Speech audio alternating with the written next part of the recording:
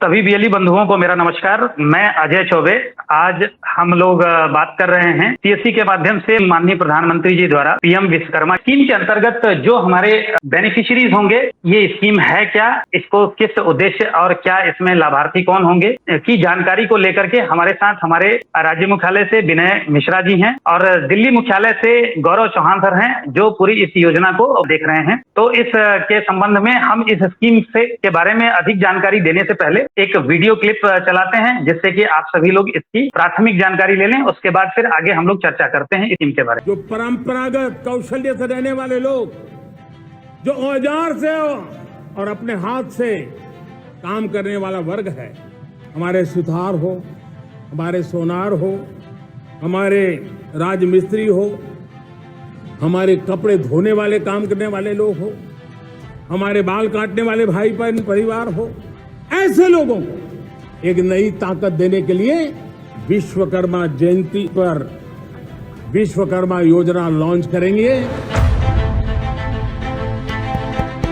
अनादिकाल से जिन्होंने अपनी प्रतिभा और परिश्रम से भारत के कण कण को जोड़ा, अपने हाथों के हुनर से सदियों पुरानी परंपराओं को संजोया, ऐसे शिल्पकारों और कारीगरों के उत्थान हेतु माननीय प्रधानमंत्री श्री नरेंद्र मोदी जी के विजन एवं मार्गदर्शन से भारत सरकार ने उठाया एक ऐतिहासिक कदम, पीएम विश्वकर्मा, जिससे हमारे देश के करोड़ों शिल्पकारों, दस्तकारों और कारीगरों के हाथ और भी मजबूत होंगे। इस योजना के अंतर्गत 18 प्रकार के शिल्प एवं व्यवसाय चिन्हित किए गए हैं।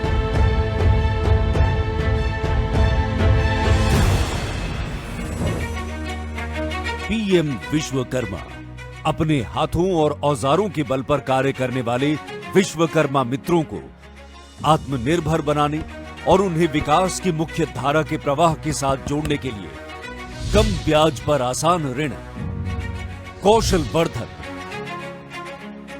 विपणन सहायता जैसे लाभ दिए जाएंगे।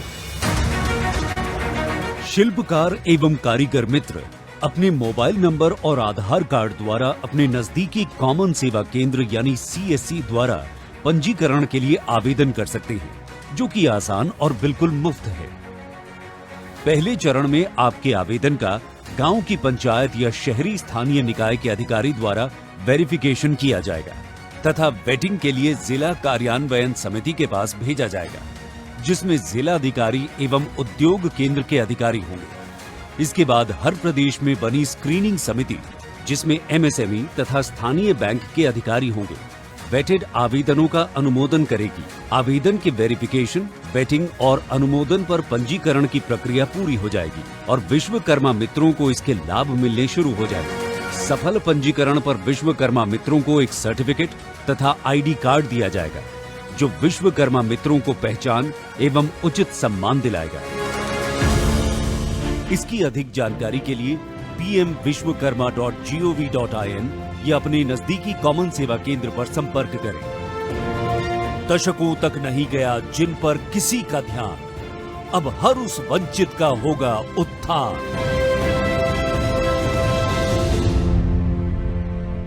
जैसा कि आपने वीडियो में देखा कि इस स्कीम के बारे में एक काफी शॉर्ट में सारी बात को समाहित की गई है। फिर भी हम हमारे साथ गौरव चौहान जी हैं और विनय मिश्रा जी हैं, तो हम लोग आज अपने स्तर पे एक व्यवहारिक चर्चा करेंगे और जो भी आप लोगों के पूछताछ होंगे आप लोग चैट बॉक्स में डालिएगा। हम लोग का प्रयास होगा कि हम लोग आपको इसके बारे में विस्तृत जानकारी दें। जैसे कि आपके बारे में अच्छी तरह से जानते हैं कि भारत सरकार द्वारा चलाई जा रही विभिन्न योजनाओं का आम जनमानस तक ले जाने के लिए एक जबरदस्त रोल होता है। ठीक वैसे ही अब आपकी जिम्मेदारियां बढ़ रही हैं इसको लेकर के कि इस स्कीम में हम पात्र अभ्यर्थियों को कैसे जोड़ें, उनकी मदद कैसे करें। ये यहाँ पे एक बहुत बड़ा रोल है आप लोगों का कि जागरूकता फैलाएंगे। तो मैं चाहूंगा गौरव सर इसके बारे में थोड़ा सा बताएं आप व्यवहारिक तरीके से कि पीएम विश्वकर्मा स्कीम को आप कैसे समझ पाते हैं, क्या देखते हैं आपके शब्दों में पीएम विश्वकर्मा के बारे में थोड़ा। सभी बीएलई भाइयों बहनों को मेरा नमस्कार। देखिए, योजना के बारे में जो बहुत सारी चीजें हैं वो जो आपने वीडियो दिखाई है उसमें क्लियर हो, लेकिन एक रिस्पॉन्सिबिलिटी है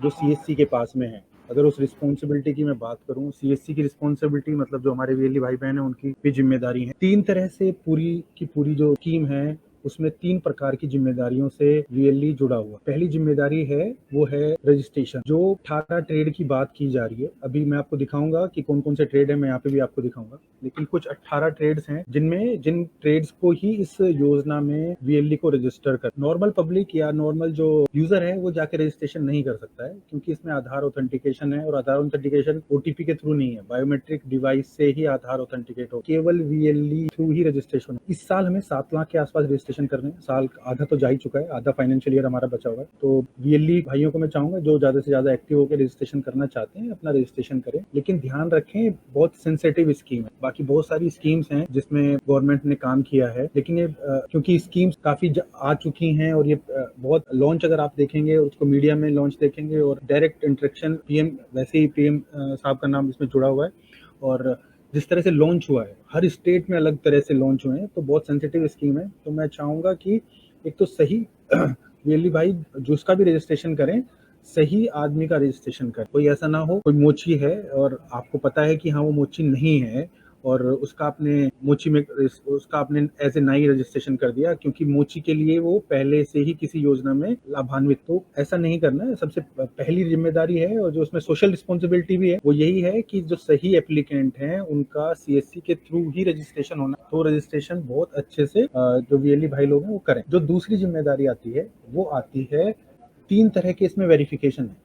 जिन डाटा को वीएलई भाई एंटर करेंगे, जिन रजिस्ट्रेशन को करेंगे, उसके बाद उन जो लाभार्थी हैं, जो एप्लीकेंट हैं, उनका 3 लेवल वेरिफिकेशन है। उसमें फर्स्ट लेवल वेरिफिकेशन जो है वो प्रधान कर, ग्राम प्रधान कर, लेकिन उनके यूजर आईडी पासवर्ड भी वीएलई भाइयों को बनाने हैं। तो ये काम, दूसरा काम भी सीएससी को मिला हुआ है। पहले में फाइनेंशियल सपोर्ट भी आपको है और फाइनेंशियल सपोर्ट मिलेगा, लेकिन सोशल रिस्पॉन्सिबिलिटी है। दूसरे वाले में फाइनेंशियल सपोर्ट मिलेगा और उसमें भी सोशल रिस्पॉन्सिबिलिटी यही है कि सही प्रधान को, वैसे प्रधान का अगर गलत प्रधान रजिस्ट्रेशन करना चाहेंगे तो एप्लीकेशन अलाउ नहीं करता। एप्लीकेशन चेक कर रही है बैकएंड पे कि वो उसी गांव का प्रधान जिससे आप रजिस्टर कर रहे हो उसी का नाम आधार से मैच कर रहा है नहीं कर रहा है। लेकिन एक तो ये बात समझाना, आप बहुत सारे लोग गांव के वीएलई हैं, गांव में काम कर रहे हैं, तो उनके इंटरेक्शन ऑलरेडी प्रधानों के साथ होंगे, तो उनसे इंटरेक्ट करके स्कीम के बारे में आपको उनको भी बताना पड़ेगा। हमारे गांव से 25 लाभार्थी हैं जिनका मैंने रजिस्ट्रेशन किया है, अब मुझे आपका लॉगिन बनाना है। उस लॉगिन करोगे और उन 25 लोगों को वेरीफाई करो कि वो ठीक आदमी है नहीं है, उनको क्या आगे स्कीम के थ्रू जो बेनिफिट्स मिलने हैं वो मिलने चाहिए नहीं मिलने। तो ये दूसरी रिस्पॉन्सिबिलिटी है, ये भी वीएलई की है। तीसरा पार्ट जो स्कीम का है वो है स्किल डेवलपमेंट, और जो चौथा पार्ट है वो लोन। तो लोन्स जो हो रहे हैं वो बैंक कर रहे हैं। बैंक लोन करेंगे 1 लाख का, 2 लाख का, 3 दोनों मिला के, पहले 1 लाख का करेगा फिर 2 लाख का, मतलब टोटल 3 लाख का लोन करेंगे, 5% पे वो कर देंगे। लेकिन जो सेकंड रिस्पॉन्सिबिलिटी है स्किलिंग वाली, तो वो एनएसडीसी कर रहा है उनकी स्किलिंग, तो लेकिन उसमें जो मोबिलाइजेशन है कैंडिडेट, जैसे किसी गाँव में 25 लोगों को वीएलई ने रजिस्टर किया, प्रधान ने उनमें से 20 को वेरीफाई भी कर दिया, 3 लेवल वेरिफिकेशन कंप्लीट हो गया। तो अब जो वो 20 लोगों को मोबिलाइज करना है हम लोगों को, कहाँ पर?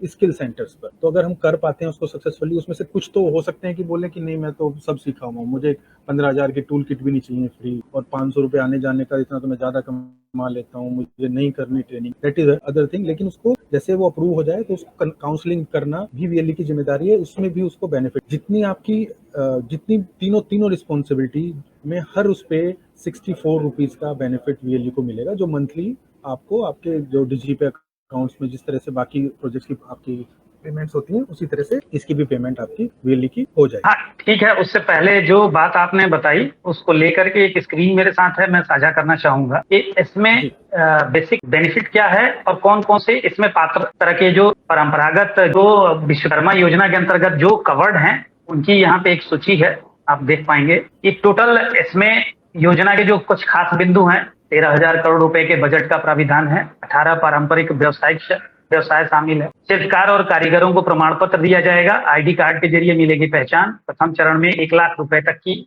और दूसरे चरण में इसमें कोई चेंजेस होगा तो गौरव सर थोड़ा अपडेट करेगा। 2 लाख तक की सहायता महज 5% की ब्याज दर पे। योजना के तहत कौशल विकास, जैसा कि गौरव सर ने अभी अपडेट किया, ये उनके स्किल में एनहांसमेंट दिया जाएगा, कि जिसमें प्रोफेशनल इनको स्किल एनहांसमेंट दिया जाए, जिससे कि उनके कार्य में, उनके रोजगार में, उनके व्यवसाय में और ज्यादा अच्छा विकास हो सके। टूल किट का लाभ देने की बात है, डिजिटल लेन देन के लिए इंसेंटिव्स है, मार्केटिंग में सपोर्ट, यानी कि आपके मार्केटिंग में भी गवर्नमेंट पूरा सपोर्ट देने की तरफ अग्रसर है। किसको लाभ मिलेगा? तो जैसा कि बताया गया कि कारपेंटर, नाव बनाने वाले, अस्त्र बनाने वाले, लोहार, ताला बनाने वाले, हथौड़ा और टूल किट निर्माता, सुनार कुम्हार, मूर्तिकार, मूची, राजमिस्त्री, डलिया चटाई, जो कुश वगैरह के बनाते हैं, झाड़ बनाने वाले, पारंपरिक गुड़िया खिलौना बनाने वाले, नाई, मालाकार यानी कि जो माली होते हैं, धोबी, दर्जी, मछली का जाल बनाने वाले इत्यादि। तो ये कुछ वर्ग ऐसे हैं जिनको कि सरकार ने स्पेशली इस पूरी योजना में टारगेट किया है। जैसे कि अभी सर ने भी बताया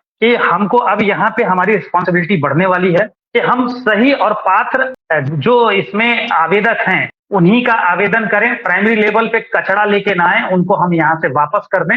ये हमारी आपकी ड्यूटी होगी। अब आते हैं थोड़ा इसकी वेबसाइट पे। मैं आप लोगों को ये पीएम विश्वकर्मा की वेबसाइट पे लेके चलता हूँ कि ये वेबसाइट है क्या। ये वेबसाइट है pmvishkarma.gov.in। तो गौरव सर आप हैं? जी जी जी, तो ये वेबसाइट है। अब इसके बारे में थोड़ा आप एलोबरेट कर दें सर। देखिए, हाँ देखिए, पूरा जो इन्फॉर्मेशन है बहुत अच्छे से इस वेबसाइट पे, और अपडेट भी हमेशा होती रहती है और आगे भी अपडेट होती रहेगी। अभी पायलट, सबसे पहले तो मैं मुबारकबाद देना चाहूँगा यूपी टीम को और वीएलईज को भी कि अभी हम लोगों ने एक छोटा सा पायलट करके देखा था, तो बहुत अच्छे रजिस्ट्रेशन, सबसे ज़्यादा रजिस्ट्रेशन जो आए हैं यूपी टीम से ही आए, और सैम्पलिंग जो डाटा है वो भी अच्छे से जो डाटा आया है वीएलई के पास से, वो डाटा भी बहुत है। कैसे रजिस्ट्रेशन करने हैं, कैसे ग्राम प्रधान के रजिस्ट्रेशन करने हैं, जो भी अपडेट है वो नॉलेज सेंटर के नाम से एक लिंक यहाँ पे, तो नॉलेज सेंटर पे अजय जी एक बार नॉलेज सेंटर पे क्लिक करें। तो नॉलेज सेंटर पे जब क्लिक करते हैं ऊपर, तो जो भी इंफॉर्मेशन चाहिए आपको स्कीम के बारे में, वीडियो, फोटोग्राफ्स या पीडीएफ चाहिए, नीचे आ जाइए, थोड़ा सा नीचे आइएगा अजय जी।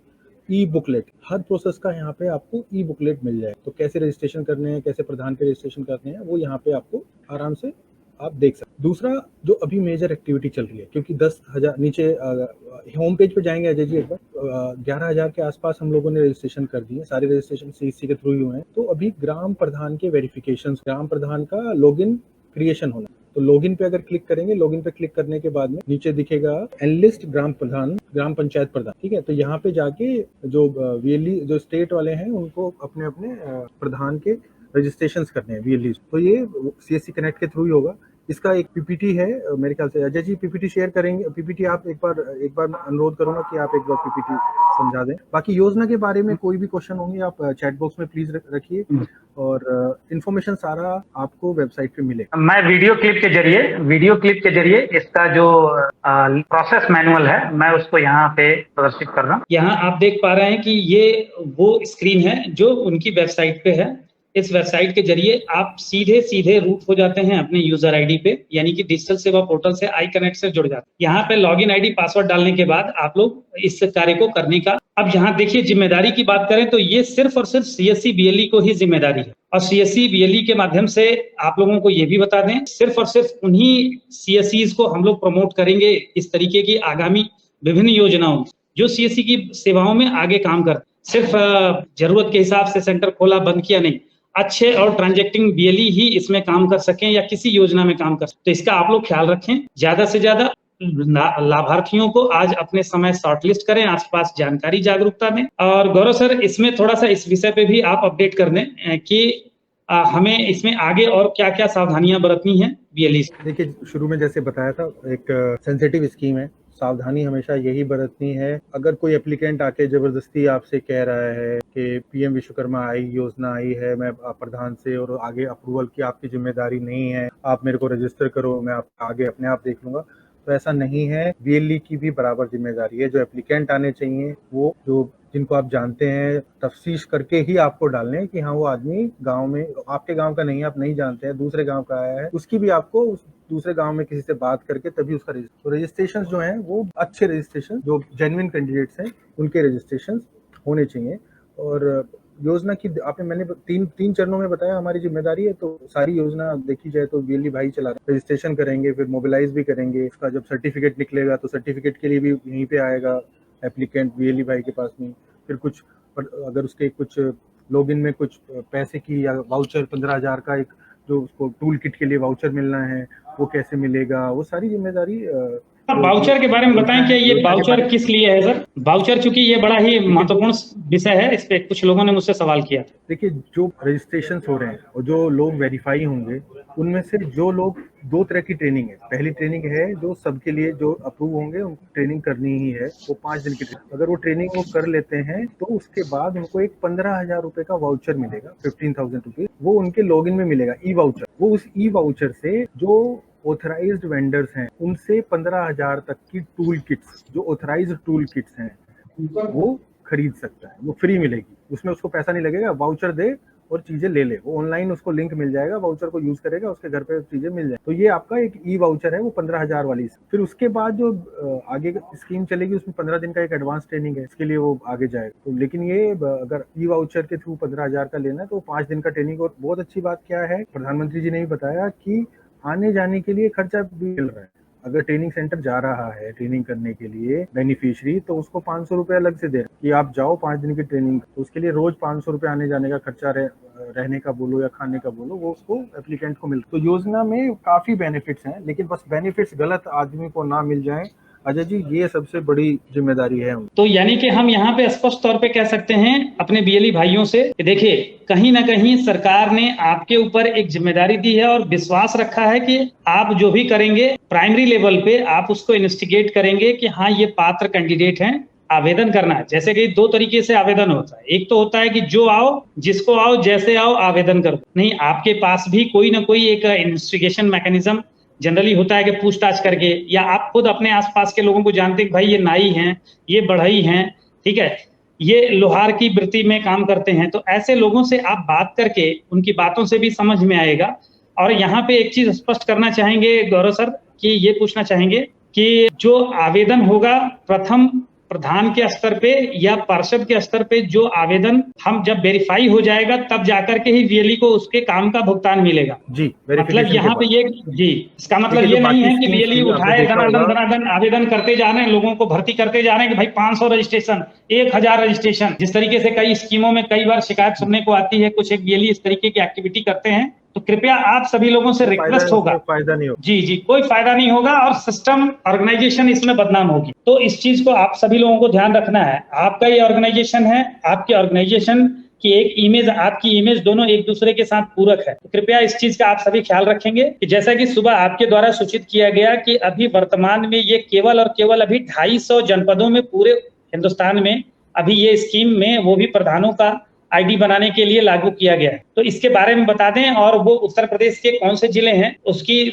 सूची के साथ आगे इन लोगों को क्या करना है बाकी जिलों को, उसके बारे में भी थोड़ा बता दें। देखिए, जो अभी तक बात चल रही थी सुबह तक, जो मैं उत्तर प्रदेश की लिस्ट खोल दे रहा हूँ, जो मेरे सामने लिस्ट है मैं दे दे रहा हूँ। बिल्कुल, तो मैं यहाँ पे जिले का नाम पढ़ने जा रहा हूँ। पहले जिले का नाम है अंबेडकर नगर, जहाँ पे प्रधान की आईडी क्रिएट करने के साथ पंजीकरण की सेवा शुरू हो चुकी है। अयोध्या दूसरा जनपद है, आजमगढ़ तीसरा जनपद है, बलिया चौथा जनपद है, गाजीपुर 5वां जनपद है, जौनपुर 6वां जनपद है, कौशाम्बी 7वां, मऊ 8वां, प्रतापगढ़ 9वां जनपद। ये 9 जिले हैं जहाँ पे कि ये सर्विस, ये सेवा पोर्टल पे एक्टिव कर दी गई है। शेष जिलों में डे बाय डे, प्रतिदिन, कल हो सकता है 3-4 जिले खुलेंगे पर डे, तो आप लोगों की ड्यूटी बनती है कि अपने 100, 200, 500 जो भी आपके लाभार्थी हैं आसपास के एरिया में, अपने सीएससी के कार्य क्षेत्र में, उन लाभार्थियों का जानकारी प्राप्त करना, उनका डेटाबेस रखना। जो ही पोर्टल शुरू होगा आपकी ड्यूटी बनती है कि उनको तत्काल प्रभाव से रजिस्टर करें, संबंधित ग्राम प्रधान को वहां पे उनका यूजर आईडी क्रिएट करें, और हमारे सीएससी के व्हाट्सएप ग्रुप के माध्यम से, साथ ही जब ये 100% फुल फ्लेज में ये सेवा शुरू हो जाएगी तो आप सभी को फिर से एक के साथ हम लोग शामिल हो। तो आज का ये क्वेश्चन आयर हम लोग बंद करने के साथ आज का सेशन भी समाप्त करते हैं। सभी लोगों का बहुत बहुत धन्यवाद, बहुत बहुत धन्यवाद, सभी को नमस्कार।